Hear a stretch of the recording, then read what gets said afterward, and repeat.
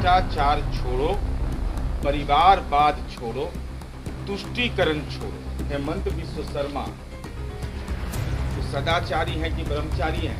तो हम अमित शाह से जानना चाहते हैं कि अमित शाह जी, आपका बेटा बीसीसीआई का सेक्रेटरी है, तो कब क्रिकेट खेला था? कि आखिर कश्मीर में धारा 370 खत्म करने के बाद भी आज क्यों वहां पर इंटरनेट बैन करने की जरूरत पड़ रही है?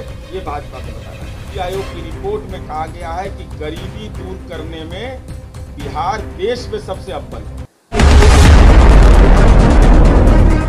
इलेक्ट्रॉनिक एवं प्रिंट मीडिया के एवं छायाकार मित्रों, आज का ये संवाददाता सम्मेलन जिसमें हमारी पार्टी के जिला अध्यक्ष सूरज जी, पार्टी के हमारे जिला के प्रवक्ता इम्तियाज जी सहित तमाम लोग, हम लोग इस बात के लिए आए हैं कि कल हमारी पार्टी का व्यवसायिक व शिक्षा प्रकोष्ठ का 1 दिवसीय प्रशिक्षण शिविर है। उसी निमित्त आए थे, तो मैंने सोचा कि आपसे संवाद कर लें।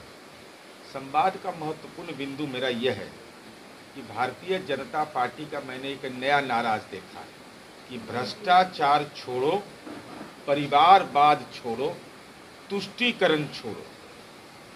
ये 3 नारा भारतीय जनता पार्टी ने इंडिया गठबंधन बनने के बाद ये नए नारे दिए। चूंकि नारा लगाना इनके राजनीति का डीएनए है, काम इनका डीएनए नहीं है। इन 9 वर्ष बेमिसाल का भूल गए, अभी नए नारे आए हैं, तो उन नए नारे की कसौटियों पर ही हम उनको कसेंगे।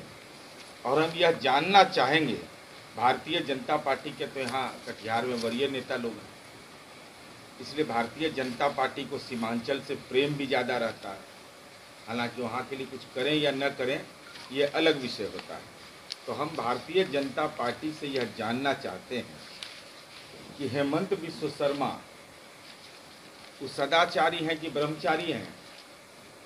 उन पर जो भ्रष्टाचार के आरोप लगे थे उसके बारे में आपको क्या कहना है? वो 15 में शामिल हो गए, उसके पहले और दुनिया के अंदर इन्होंने बदनाम किया था हिंदुस्तान को। लोएस बर्गर स्कैम में इन्होंने दुनिया में भारत को बदनाम किया। नारायण राणे, अजित पवार, महंत चांदनाथ, निशिथ प्रमाणिक, शुभेंदु अधिकारी, बेल्लारी के रेड्डी बंधु, शिवराज सिंह चौहान, मुकुल राय, रमेश पोखरियाल निशंक, जो मानव संसाधन मंत्री है, शिक्षा मंत्री हैं। तो हम यह जानना चाहते हैं कि ये लोग पर ब्रह्मचारी हैं कि सदाचारी हैं? सीबीआई, ईडी जैसी संस्थाएं इनके घर पर रामायण पढ़ने के लिए गया था या भगवत गीता पढ़ने के लिए गया था? तो बताएगा ना भाजपा भाई। अगर आरोप लगा तो आखिर सीबीआई, आईटी, ईडी को क्यों जाना पड़ा था वहाँ? तो वहाँ महाभारत का कौन काल खंड पढ़ा गया, रामायण का सुंदर कांड पढ़ा गया था? पार्टी को बताना चाहिए, क्योंकि भ्रष्टाचार तो राजनीति का इनका डीएनए है। और ये कहते हैं कि भ्रष्टाचार छोड़ो, ये सदाचारी है कि ब्रह्मचारी है? सब ये तो राजनीति का भ्रष्टाचारी लोग हैं। अब दूसरा, परिवारवाद छोड़ो। तो हम अमित शाह से जानना चाहते हैं कि अमित शाह जी, आपका बेटा बीसीसीआई का सेक्रेटरी है, उसका, तो कब क्रिकेट खेला था? जिला में खेला था कि रणजी ट्रॉफी खेला था कि टेस्ट क्रिकेट में भाग लिया? कहाँ भाग लिया? कि 12वां प्लेयर में था कि 13वां प्लेयर में था? तो परिवारवाद का इससे बड़ा स्वरूप क्या होगा कि अमित शाह का बेटा बगैर क्रिकेट खेले हुए बीसीसीआई बोर्ड का सेक्रेटरी बन जाता है? और हम भारतीय जनता पार्टी कहती है तुष्टीकरण छोड़ो। हम भारतीय जनता पार्टी के सांसदों को चुनौती दे रहे हैं, विधायकों को, 1 पैसा बताइए आप मुख्यमंत्री क्षेत्रीय विकास योजना से भारतीय जनता पार्टी के किस विधायक और विधान पार्षद ने किसी मंदिर की घेराबंदी के लिए 1 रुपया दिया हो? किसी मोक्ष धाम के निर्माण के लिए दिया हो? तो ईश्वर जहां वास करते हैं वहां भी हम ही बनाते हैं। माननीय नीतीश कुमार जी ने कटिहार जिले में जो धार्मिक न्यास बोर्ड से निबंधित मंदिर है, 13 ऐसे मंदिर हैं जिसके मंदिर की घेराबंदी हमने किया है, क्योंकि उसकी बुनियादी शर्त है कि जब तक आप रजिस्टर्ड नहीं कराइएगा धार्मिक न्यास बोर्ड से, तो जैसे सरकार कब्रिस्तान की घेराबंदी करती है वैसे मंदिर की घेराबंदी करती है।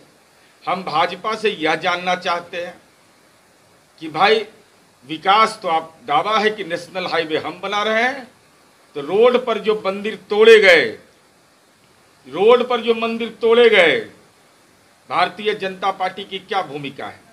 आजाद हिंदुस्तान में औरंगजेब के बाद अगर सबसे ज्यादा किसी ने मंदिर तोड़ा तो वह नरेंद्र मोदी हैं, तुड़वाया। उसका उदाहरण है वाराणसी का कॉरिडोर।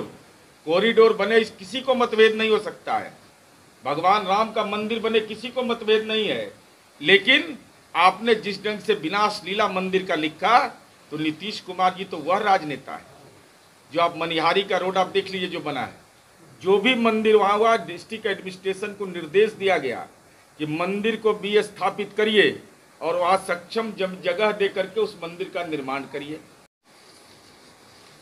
बिहार की छवि को खराब करने की कोशिश की जा रही है, और ये आंकड़े हैं, हमारा आंकड़ा नहीं है। दुनिया के अंदर में ये आप जान जाइए, इंटरनेट सेवा, जब कोई उन्माद की बात होगी, सामाजिक सद्भाव बिगड़ेगा, तभी ना बाधित किया जाता है। यह जानना बहुत ही आवश्यक है कि दुनिया के अंदर में, यह तो दावा कर रहे थे कि कश्मीर में 370 खत्म किया, अब सारी समस्या का निदान निकल गया, और आंकड़े इस बात के गवाह हैं कि कश्मीर में 422 बार इंटरनेट बैन किया गया, उत्तर प्रदेश में 32 बार बैन किया गया, बिहार में 16 बार, मणिपुर में 27 बार। आंकड़े इस बात के गवाह हैं। और देश के अंदर में आदरणीय नरेंद्र मोदी जी के द्वारा जो दिए गए सामाजिक उन्माद, गाय गोबर, लव जिहाद, हिंदू मुसलमान, ये जो उन्माद भरे नारे जो भारतीय जनता पार्टी के नेताओं के रहते हैं, दुनिया के अंदर भारत को शर्मसार कर दिया कि दुनिया में सबसे ज्यादा अगर इंटरनेट कहीं बाधित रहा है तो वह भारत के अंदर बाधित रहा है। मई 2023 तक 80 बार पूरी दुनिया में हुआ, अकेले भारत में 51 बार। अब समझ लीजिए 2018 में 196 बार और अकेले भारत में 134 बार।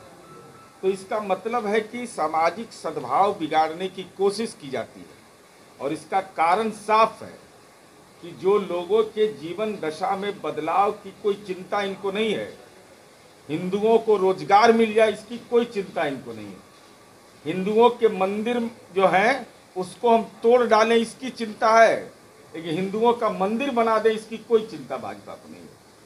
विकास के नाम पर मंदिर तोड़ देंगे, लेकिन मंदिर बनाने में शिला पूजन नहीं करेंगे, तो इनको चिंता उस बात की है।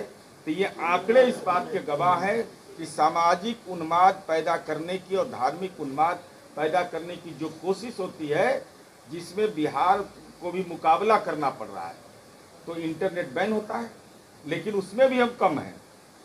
भाजपा शासित प्रदेश में ज़्यादा है, इसका मतलब सीधे तौर पर है कि भारतीय जनता पार्टी और आरएसएस उन्माद पैदा कर रही है, और उन्माद पैदा, भाषाई उन्माद पैदा करने से समाज के अंदर तनाव होता है, तो इस सरकार की जिम्मेवारी है। और यह भी जानिए, माननीय सर्वोच्च न्यायालय के निर्देश के बावजूद केंद्र सरकार ने इसके लिए कोई एसओपी नहीं बनाया है। मात्र राज्य बिहार है, माननीय मुख्यमंत्री नीतीश कुमार जी हैं जिन्होंने एसओपी बनाया कि इंटरनेट कब बैन किया जा सकता है, जबकि सुप्रीम कोर्ट का निर्देश था। तो इनको केवल वोट की सियासत से मतलब है। तो भाई जब इंटरनेट बैन करने में आप टॉप कर रहे हैं, तो आप विश्व गुरु इस मामले में है ना बनने का, आपका है ना कि सामाजिक तनाव फैलाओ, धार्मिक तनाव फैलाओ। और हम भाजपा से यह जानना चाहते हैं कि आखिर कश्मीर में धारा 370 खत्म करने के बाद भी आज क्यों वहां पर इंटरनेट बैन करने की जरूरत पड़ रही है, ये भाजपा को बताना चाहिए। रामदास अठावले आए थे बिहार, उनका एनडीए में जाता। देखिए रामदास अठावले जी को इस बात का एहसास है, वो सहयोगी दल में है, तो भाजपा जो इंडिया से भयभीत हो गया है ना, इंडिया से जो भयभीत हो गया है, अब तो इंडिया से भी परहेज है भाजपा को। कह रहा है कि इंडिया हम नहीं बोल सकते, विपक्ष बोलेंगे, तो ये तो डॉक्टर भीमराव अंबेडकर का अपमान है। 18 सितंबर 1948 को डॉक्टर भीमराव अंबेडकर के द्वारा पेश प्रस्ताव है संविधान सभा में, इंडिया दैट इज भारत। तो चूंकि भाजपा के लोग की वैचारिक विचारधारा हिटलर से मिलता है, इसलिए हम तो कहेंगे अगर इंडिया बोलना आप नहीं चाहते हैं, भारत बोलना नहीं चाहते हैं, तो जल्दी से हिटलर जहाँ का रहने वाला था जर्मनी पहुँच जाइए, क्योंकि हिंदुस्तान की मिट्टी से आपको कोई लेना देना नहीं है। और रामदास अठावले जी ने जो बयान दिया है, वह बयान यह उन्होंने दिया है कि नीतीश कुमार जी के काम की प्रशंसा की है, यह भी कहा है उन्होंने। और साथ ही साथ उन्होंने कहा है कि आप महाराष्ट्र मत जाइए, जो मैंने बयान उनका सुना है। इसलिए वह सलाह दे रहा था हमारे काम की प्रशंसा। तो अब जिसे भारतीय जनता पार्टी को राजनीतिक रतौंधी या राजनीतिक दिनौंधी दोनों है। अभी नीति आयोग की रिपोर्ट आई है, और नीति आयोग की रिपोर्ट में कहा गया है कि गरीबी दूर करने में बिहार देश में सबसे अव्वल है, सबसे देश में अव्वल है। इसका और भाजपा क्या बोल रही है कि केंद्र का सरकार का पैसा है इसलिए अब बिहार विकास कर रहा है। दूसरी तरफ भाजपा के नेता बोलते कि बिहार का विकास नहीं हो रहा है। इसी की इसलिए हम कहते हैं कि राजनीतिक दिनौंधी है, ये राजनीतिक रतौंधी है, ये हमको पता नहीं चलता है। इसलिए नीतीश कुमार जी इंडिया मुहिम के नायक हैं। हम प्रधानमंत्री के उम्मीदवार नहीं, हम कोई भी पद के उम्मीदवार नहीं, हम विपक्ष की आवाज़ हैं। और हमने जो विपक्ष की आवाज़ 45 MLA की पार्टी है, और नरेंद्र मोदी, अमित शाह, सब के पेट में इतना दर्द है नीतीश कुमार जी के इस फैसले से कि भाजपा बेचैन है। इसलिए रामदास अठावले जी तो खुद परेशान हैं। उनकी तो परेशानी यह है कि जगजीवन